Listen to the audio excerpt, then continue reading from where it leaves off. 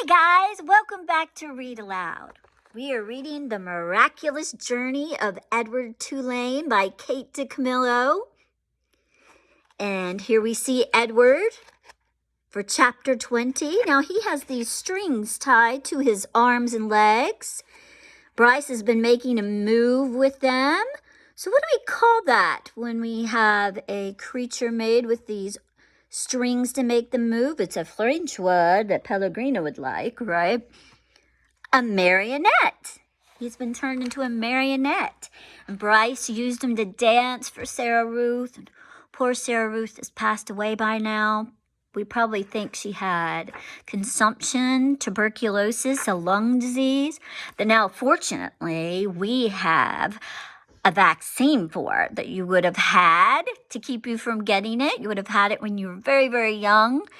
And we are so grateful to all the medical people who are helping us right now and trying to come up with vaccines and cures right now. So, back to chapter 20 with Bryce and Edward on the road to Memphis. How many dates and rabbits have you seen in your life? Bryce said to Edward. I can tell you how many I've seen. 1. You. That's how you and me go make some money. I seen it the last time I was in Memphis. Folks put on any kind of show right there on the street corner, and people paying for it. I seen it. The walk to town took all night. Bryce walked without stopping, carrying Edward under one arm and talking to him the whole time. Edward tried to listen, but the terrible scarecrow feeling had come back. The feeling he had when he was hanging by his ears in the old lady's garden. The feeling that nothing mattered and that nothing would ever matter again. So he has a hopeless feeling, doesn't he? What's caused that feeling? And not only did Edward feel hollow, he ached. Every part of his china body hurt. He ached for Sarah Ruth. He wanted her to hold him. He wanted to dance for her. And he did dance, but it was not for Sarah Ruth. Edward danced for strangers on a dirty street corner in Memphis. Bryce played his harmonica and moved Edward's strings, and Edward bowed and shuffled and swayed, and people stopped to stare and point and laugh. On the ground in front of them was Sarah Ruth's button box. The lid was open to encourage people to drop change inside it. "Mama," said small child, "look at that bunny. I want to touch him." He reached out his hand for Edward. "No," said the mother, "dirty." She pulled the child back away from Edward. "Nasty," she said. A man wearing a hat stopped and stared at Edward and Bryce. "It's a sin to dance," he said, and then after a long pause, he said, "It's a particular sin for a rabbit to dance." The man took off his hat and held it over his heart. He stood and watched the boy and the rabbit for a long time.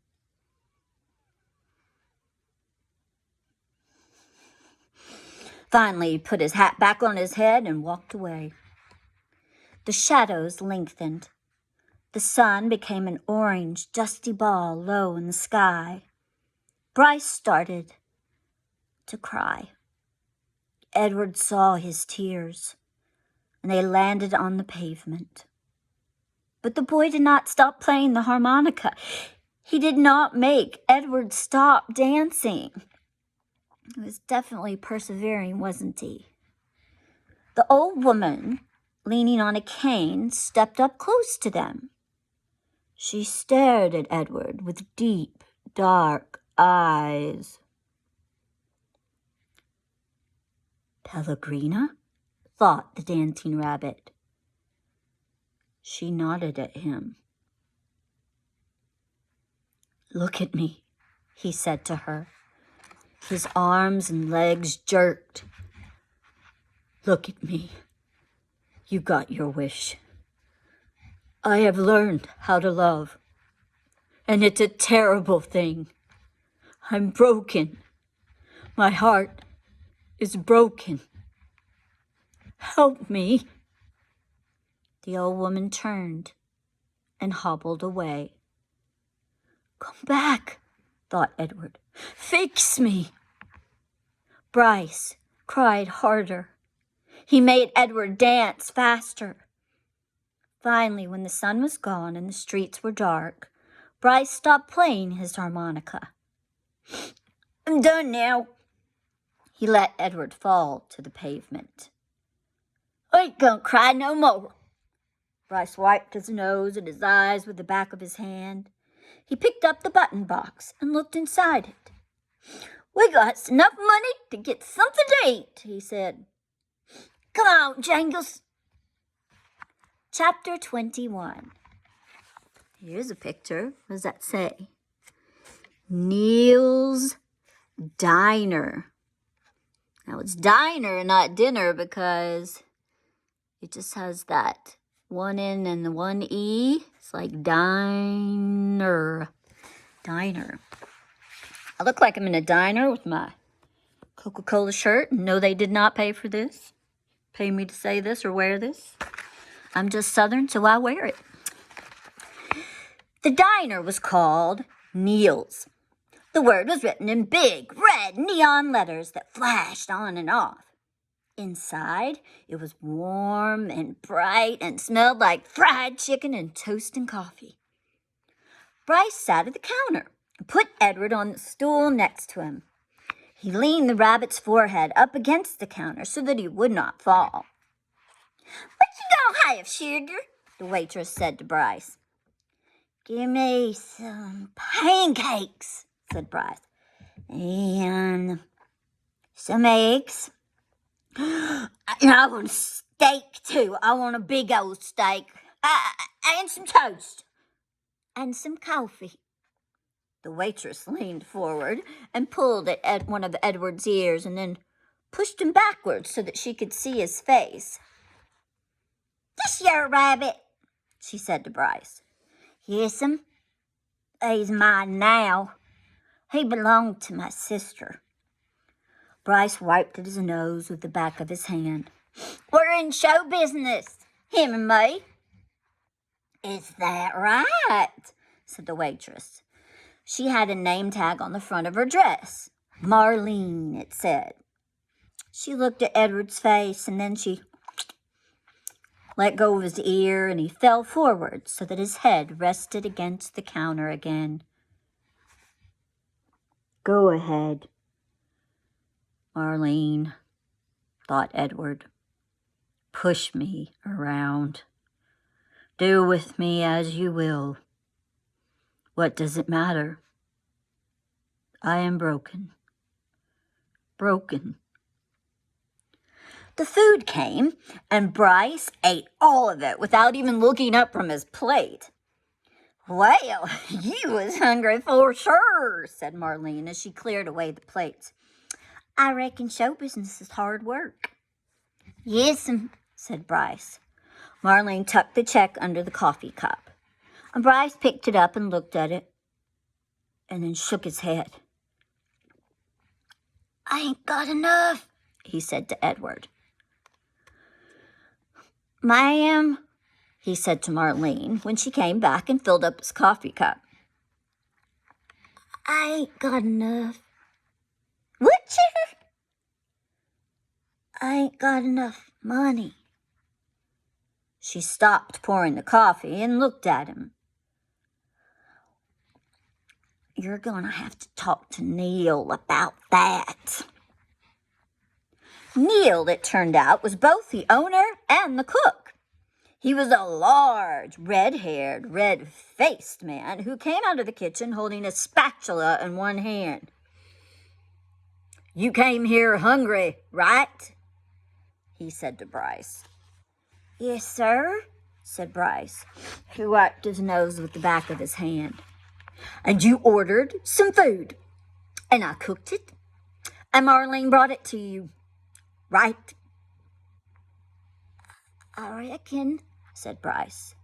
You reckon, said Neil. He brought the spatula down on the countertop with a whack. Bryce jumped. Yes, sir. No, sir. I cooked it for you, said Neil. Yes, sir, said Bryce. He picked Edward up off the stool and held him close. Everyone in the diner had stopped eating. They were all staring at the boy and the rabbit and Neil. Only Marlene looked away. You ordered it. I cooked it. Marlene served it. You ate it. Now I want my money. He tapped the spatula lightly on the counter. Bryce cleared his throat.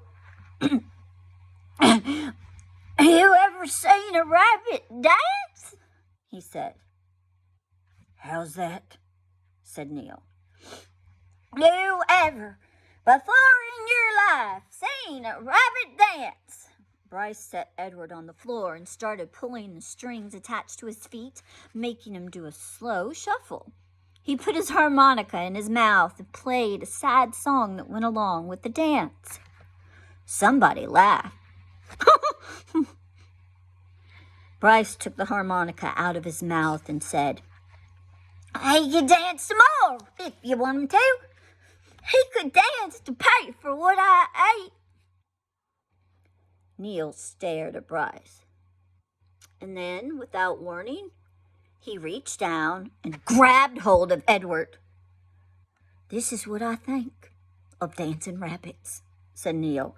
And he swung Edward by the feet, swung him so hard that his head hit the counter hard. There was a loud crack. Bryce screamed. And the world, Edward's world, went black.